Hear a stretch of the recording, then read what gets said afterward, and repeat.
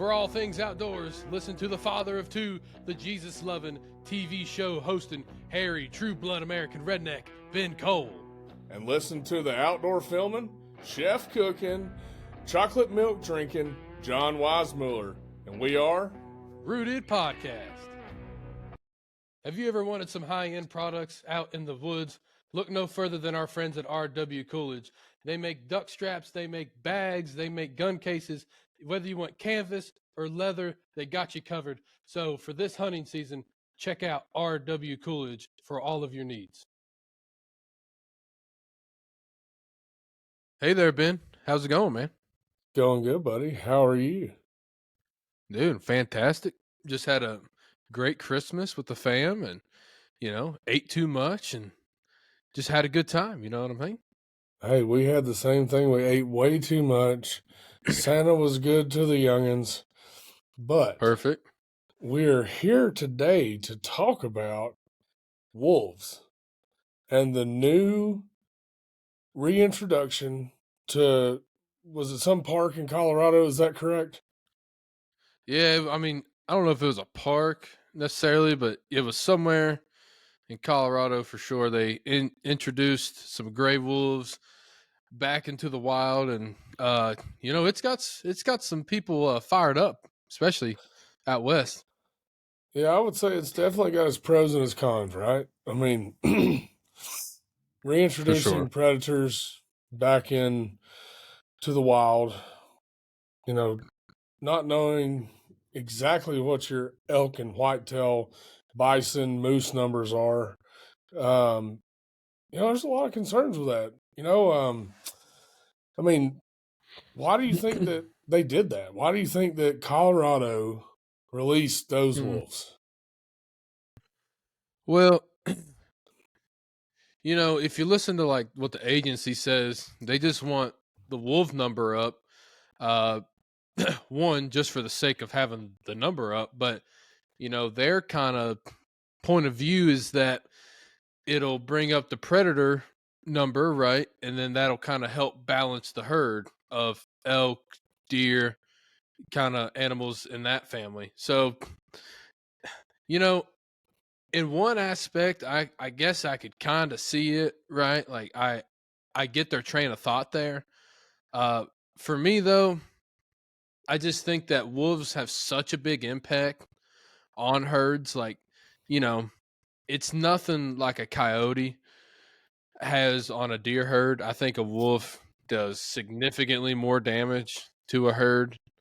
And I just really think that a wolf can kind of destroy an elk herd or a mule deer herd out there. And I think that's what's got people fired up, man. So, but to answer your question, I think the reason they did it is because they just want the wolf number up and they think it can help balance the herd. That's Colorado, fish and wildlife point of view. Well, if you look at what the internet says, and I'm not a big believer in anything that the internet says, but being somebody that doesn't know a whole lot about wolves, and because we just don't have them here. We have your typical coyotes, a few black bears, and that's about all we got. So, yeah. From what I have researched on this topic is that typically, according to the internet, one wolf can consume 50 deer every year. One wolf. So let's say that there's 1,000 wolves in a specific area. Well, that's 50,000 deer in a year's time. Yeah. That is a complete decimation of a deer herd, more than likely. Yeah. Now, are they always just targeting whitetails? Probably not. They're chasing the elk, they're chasing the moose, they're chasing the whitetail. They also hunt beaver and different animals like that. But man, one wolf can consume up to 20 pounds of meat a day. One wolf. It's a lot. That's a lot of meat. And now, do they consume 20 pounds every day? No. There's going to be a lot more unsuccessful hunts than there are actual successful hunts, right? Excuse me. But the thing of it is is that anytime you reintroduce a predator back into the wild, you have to expect some casualties, right, from your herds. And I Hmm. don't know if this is a really good idea or not. I mean, can you hunt them in that region? I don't know. Probably not. If No. there's not a way to keep a check and balance on the predator herd as well as the deer and elk Mhm. herd, that's when you get into the issues of having an overpopulation of predators, which then creates a problem for everything else. Yeah, and then you look at you know outside of the hunting world, right? Out west, there's a lot of ranchers, a lot of farmers. Um, wolves kill livestock fast too, and um, man, if you're a farmer or a rancher, whatever y'all want to call it out there, I mean, cows. That's that's your life. That's your money. That's everything right there. And you get a pack of wolves in there, it don't take them long to ruin that real quick. Like so, if you're a farmer out there, I mean, that's got to be creeping in the back of your mind too, right? Like, man, I've got my life out in these fields, and what am I gonna do? I mean, if you're a farmer, a rancher, and they tell you that you can't shoot this wolf, I, I mean, what do you do, man? It's like, do you just let it ruin your livestock, or do you just take care of business? I mean, I don't know. That's a moral dilemma right there. But I mean, it's just one of the many examples of questions that I don't think people have the answer to out there. Yeah, it really is a one of those gray areas when it comes to livestock, because not only do you have the wolves now, but you also have the cats that will Mm-hmm. come down and eat livestock and everything too. So now you have two predators that are coming after your livestock. Okay, so I Exactly. mean, I'm the same place you are. I mean, what do you do? What do you do if these wolves become a problem and start cutting into your financial livelihood, man? I mean, that is how those folks make their living. I mean, how do you Mm-hmm. safeguard against that? I don't know. I don't know if they're what the answer is to that, but what I do know is Yeah. that if it's killing your critters, you ought to be able to kill it. That's kind of the way I think about it, because that's how they make their living every year. Yeah. And then so they put out five wolves, right? And you know the wolf goes into estrus once a year to have a litter. They have an average of 4 to 6 pups. I mean, so if you think about it, and again, I'm not sure. We could look it up real real quick. I'm not sure how many of the five were female versus male Uh-huh. that they put out, but let's just say it's one or two. You know, in a year, you have an extra 5 or 10. You know, 8 to 12, whatever it is, pups. It's like, and then it just keeps growing, and before you know it, you got hundreds and then thousands of these wolves. And it's like, man, and like you say, on average, if one wolf can kill 50 deer a year, and let's just say it's less than that, right? Let's just cut that in half. I mean, if you got 1,000 wolves out there, hitting 20 deer a year, it's like, buddy, it's gonna get ugly fast out there for those folks hunting. I mean, I would say, just from my buddies who have been out west hunting elk, like it's already tough enough. Let alone now where you put some wolves out there and you got wolves and people hunting those elk and muleys and everything else. I mean, I just think that it can get hard fast, man. This hunting world out there, especially in Colorado at the moment. Well, I think too that everything needs a good check and balance, right? The good Lord put predators on this earth for a reason, and we just so happen to be the apex predator. But there was a Yeah. reason for a wolf to be created. There was a reason for a coyote, a mountain lion, all these different creatures to be created, right? And that is to keep a check and balance on populations so that there is not an overpopulation. So there's not an erosion problem like they've noted in Yellowstone before they released the last pack of wolves in there. You know, they were having massive erosion problems because the population of elk, deer, and bison were Mm. so wild. They're just destroying the landscape. So it can go both ways. You know, too many of anything or too much of anything is not always a good thing. You know, it's actually never a good thing. You need a solid balance between the two. Now, how far does those wolves travel? That's my question. Is like how. So let's say there's two females in that pack of five, right?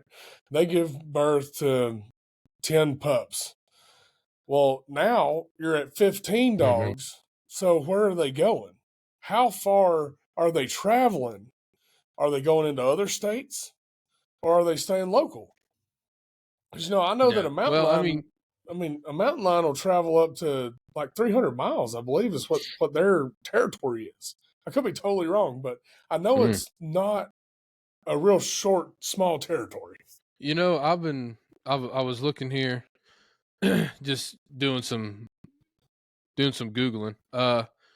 So this article from Business Insider says that uh, Colorado wildlife officials have now released 10 gray wolves, 4 male and 6 female. Uh, so they also say that this is a voter-backed effort. So it seems like somebody, some group in Colorado, has voted to bring those wolves back into the state. But they were brought onto state-owned land, and the goal is to recover and maintain a viable, self-sustaining wolf population in Colorado while balancing the need to manage interactions between wolves, people, and livestock. Uh, so apparently, these 10 wolves they come from Oregon. They do have satellite GPS collars, so they will track how far and where they go, whether they stay local or they go further in the state or out of state. And over a 3 to 5 year time frame, somewhere between 30 and 50 wolves will be introduced into Colorado. So, we're sitting here saying, is it good? Is it bad? What do you think? Um, you know, well, listen, Colorado is not the first state to do this, right? So let's go to somewhere like Idaho that has done this. Um, they are now doing a plan to reduce the amount of wolves. So, and they're kind of saying that if you look at hunting numbers, the like elk hunter success rate, uh, if you take states without wolf population, right, the success is somewhere, in that 20 to 30% range.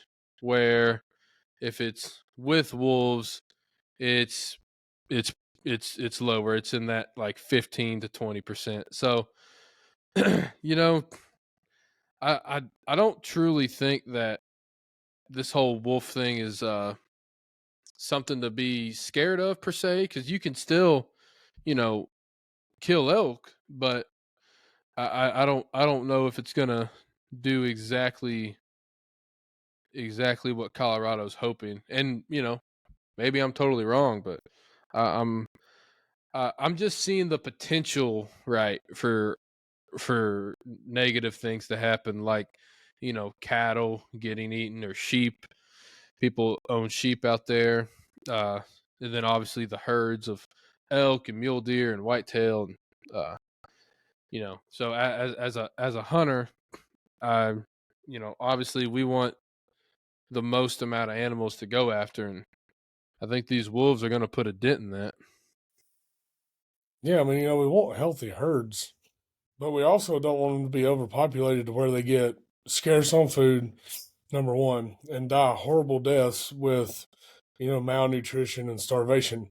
Um, and we also want to preserve the landscape too, right? Because too many of anything, like I said previously, is not always a good thing.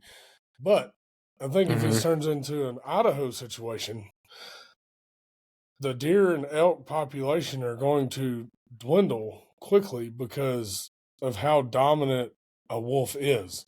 I mean, that and a lion, a cat, are the two apex predators Yeah, man. out there. They'll hurt you. As far as like the canines go, I mean, you got a coyote around here. They're not very big, right? They travel in packs. Yeah. Their communication is pretty crazy. I mean, two dogs here can sound like 50, a pack of 50. And, it's pretty wild how they do that, but they do that for protection, right? So it looks like it's a much bigger group of them. So that way other predators around think, oh, well, that's a bunch of them. That's a big pack of them. But it's really two, just bounce around. You can't really base something off that. But I'm curious to see what these studies show about the range, the home range of these wolves, the 10 wolves they just released in Colorado. I want to see, I mean, because, man, this could really wreck. Let's think about this long term. This could really hurt the hunting for people in the state of Colorado. This could, especially for non-residents, this could really hurt your chances of being able to go to Colorado and hunt for big game. I've never been to Colorado.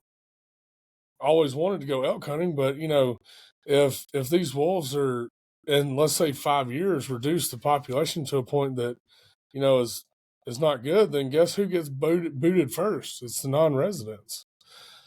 And then guess who doesn't benefit from the sale of a tag? Colorado. So there's a lot of different ways that we can look at this and skin this cat. So do I think predators are necessary? Absolutely. I do think that there should be a solid checks and balances in everything, whether that's nature, whether that's government, or whatever. Yeah. I think everything needs a check and a balance. And, if there's no wolves at all in the state of Colorado, and the herds are getting out of control, well, maybe there is a reason. Maybe there is, a way to do it successfully. I just don't know what that way is. And I don't know if, 10 years from now, if we're like, man, we really messed up here by doing this. We really, really messed up. I mean, that's just a thing I would look at. Like another thing I'm kind of seeing here is, and that I've seen in the past, and I've heard people talk about, like, wolves are known for picking out the like the most sickly animal, the most kind of older one or wounded one, right? Which is, I feel, kind of true for all predators. They're going to try and find the one that's most vulnerable. So I kind of get that to a certain point. Like, yes, I think they're going to start there with the weakest one in the herd, but I don't think they just stop there at the weakest one. I think they attack the weakest, let's just say elk in this case. They get that, and then they're like, okay, cool, let's get the next one and that one. And I think it's just kind of domino effect from there. But hey, maybe the wolves will just take all the sick and wounded elk and mule deer out of the pack and leave only the healthy ones. I don't know. Maybe it'll be the greatest thing that's my question is for, how for Colorado. Does a wolf take down a full-grown bison? How does a wolf take down a giant buffalo? Those things are huge, man. Dude, they're tough, man. Huge. They're tough so critters, it has to be a sick one or one that is really old and cannot really fend for itself anymore. Or a baby. Well, yeah. Those or, or 3 or 4 wolves on it. You know what I mean? Yeah, man, but still, I mean, a buffalo is huge. Which I guess wolves are huge too. They're pretty big critters. But when you think of the Yeah. size and the strength of one buffalo, when they tear off running in their herd, how I mean, I guess they just hunt smart. They're smart pack hunters, is what they are. They single one Oh yeah. out Hey. Oh yeah. and then they all attack. So, Mm-hmm. they're smart critters, man. They really are. But I think they're going to go for more for the babies and the elderly, the older, sick, rundown, or like you Yeah. said, the injured. I think that's what they're going to do. But you have to always wonder, well, at what point do they start targeting the whole herd? At what point does it Yeah. not matter anymore? You know, which one they're targeting, or what happens when they kill all the young, and then aren't you just going to go a year with no offspring? Then what do you do? Hmm. Yeah. Exactly. I mean, it can get dicey fast out there. I just, Yeah, oh it boy, really I can. don't know, man. I don't know enough about wolves. Like I said, because we don't have them here. We do have the occasional mountain lion here. I mean, they have such a big home range, but they have been spotted here. Um, but now, I mean, do they live right here on my farm all the time? No, no. If they do, they're passing through. They're just making their rounds. That's about it. Now you've got some Well, bears, don't you? mm-hmm. Yeah, yeah. I've got a couple of those. Nothing really crazy to worry about anything. Mm-hmm. Uh, nothing bad. Oh, I hear but that. I will say, the hogs though. I'm kind of getting the idea that these wolves are equivalent to a herd that as hogs are to a field. Like I Mhm. mean, we we both know that a hog can just straight up ruin a field in a night. Come in there, root it up, see you later, bye, and it's all your work is ruined. I feel like a wolf can do the same thing, man, to a deer herd. Hey, that's a really good point because, and I tell you what, a hog will ruin just about anything. We Hmm. need to go kill those hogs, by the way. We need to get those off your Yeah. property. We got to get Oh, those dude. gone. Yeah. Yeah, because Bad, real bad. that'll Like, wreck all that well, chufo will be gone, and then the turkey's gonna be starving. listen, We have that. if you want to see an old fat red-headed redneck mad, you watch a hog tear up his chufa. Oh boy, I'll be plumb sideways. I'll go out there I'll get every redneck I know with an AR. We'll go kill them all. Oh man, that's good stuff. That is good stuff. But Well, I listen, think. Go ahead. sorry, brother. No, Uh, you good. I just keep reading stuff. So, earlier I said it was voted. Mhm. It kind of so this is saying in the 2020 ballot. So I guess when it, so like whenever you go to into vote, there's if it's an election year, you got the president, and then this, and that, and then you get to vote on local stuff, whatever. So obviously, this was one of them, and it seems to be that more of your city suburban areas voted yes, and more of your rural, country farmer rancher areas voted no. So the vibe I'm getting, and again, this is one article that I'm reading. Okay, I don't live in Colorado. I don't know what everyone's thinking. I haven't talked to people, but just from what I'm seeing, it kind of seems like it's some people are like bring the wolves back because animals, and other people are like, hey man, I like animals too. That's why I don't want wolves because I like seeing my elk and my mule deer and my cow out there being awesome and not eaten alive by a pack of wolves. So I'm wondering, you know, if a wolf gets into like a suburban area, which is not uncommon, right? Like you got mountain lions in California that killed little dogs and stuff right out of right out of a place you would never think a mountain lion would be. You know, how many dogs need to be killed from people, from wolves, on people's front porch till people realize that it's not just a cute little dog looking critter. It's a freaking predator. That thing's a mean machine that will eat your face off. I Yeah, wonder how many yeah. dogs need to be killed before people realize. Well, here's another thing. I I don't just know. read this interesting um, tidbit of information from Yellowstone, the Yellowstone Park. So in Mm-hmm. 1995, they did a count of Okay. 16,791. And by 95 to 2004, the elk population decreased from 16,791 to 8,335. So Mm. you're looking at right at what, 11 years? 11 years, the Wow. population was cut in half. Just about it. Ain't that something? And that's in a 11 park. years. Yeah, and that's in the park, and the wolves went from 21 to 106 in that time span. So it cut the population of elk in half. Wow. Yep, sure did. Wow. Yeah. Yeah, I thought that was pretty crazy that in that short amount of time, you know, just totally wiped out half of Wiped the it. elk herd. I mean, and now is that all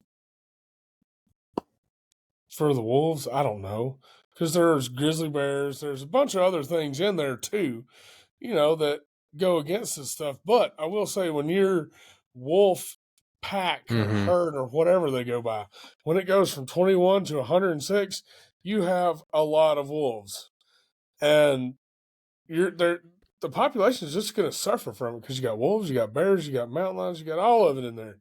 Three apex predators. You got black bears too. You know, Mm-hmm. I just don't. I don't. Yeah. I don't know. I Yeah. don't I'm kind know of if. out. I don't know if that was the best idea or not. To be real honest with you, I really don't know. I'm kind of getting the idea that people out there who voted on this, and people who are on this Fish and Wildlife, because listen, we talked earlier on a podcast of Fish and Wildlife folks, right? Like the actual game wardens themselves, the people who are boots on the ground, who we have met here, are most of the time, 9 out of 10 times, are really nice, really cool, awesome people. Okay, so I'm not talking about these people with what I'm fixing to say, but a lot of the people who vote, who are in power, who are on some sort of board or committee or whatever, right? Like I think Tennessee has 11 or 13 or something. They're on some board, the TWRA chair or whatever it is, right? Uh, and I'll just speak for myself here. A lot of those people are not that well intended. They don't really have a great heart. They don't really number one, they really don't hunt, which is bananas to me that someone on this committee voting on wildlife can vote on it who doesn't spend their time in the wildlife, but whatever. So I'm kind of getting the same idea here in Colorado. It seems like they're just kumbaya that there's diversity in the woods because now of wolves there, and no one's really looking at numbers and evidence and like, hey, let's look at Idaho. What did they do?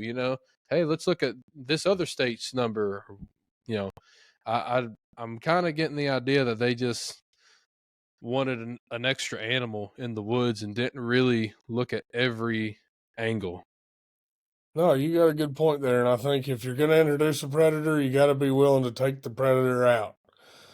Or at least Hey, control the population in a manner that is sustainable for all. However, I have heard that wolves are extremely hard to kill. Now, I don't know. I've never Oh, I'm hunted a wolf, sure. so I don't know how hard they are to kill, how hard they are to control.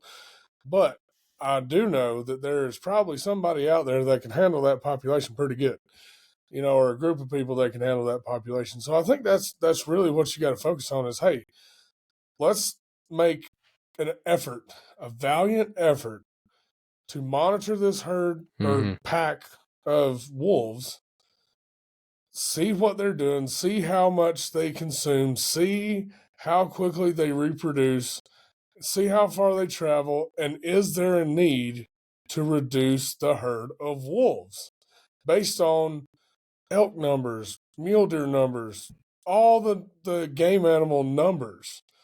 Is there a huge decline in the next 5 No, years? I Okay, if agree. so, let's start whacking wolves. Let's axe them. Y'all get them out of there. At least cut their number in half. So many wolf tags per season. So that way there is that check and balance because ultimately at the end of the day, we are the apex predator. We win.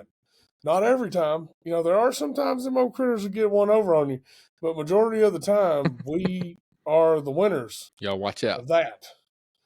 But I think if you, like I said, checks and balances, man, gotta have it. Hmm.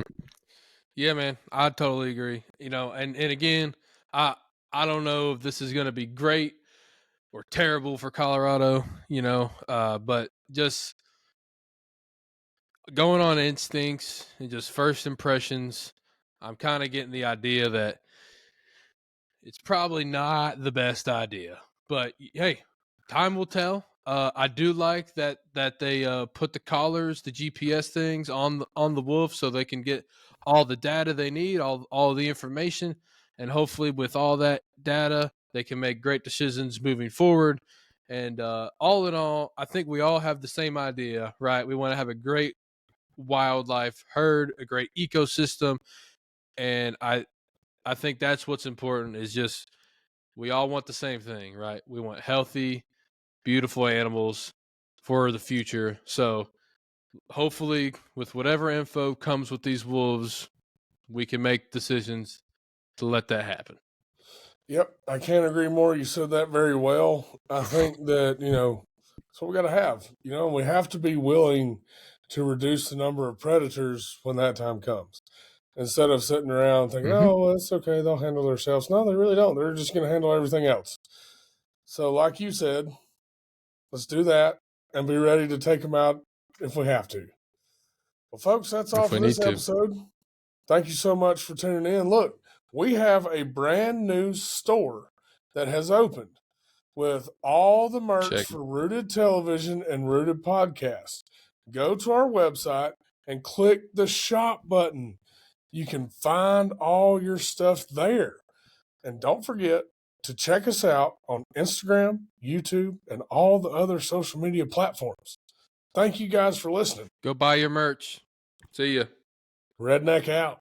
For all things Rooted Podcast and Rooted Television, and I mean hats, shirts, hoodies, and other merch, check out our friends at CH Lone Star Pro and the link that is in our description.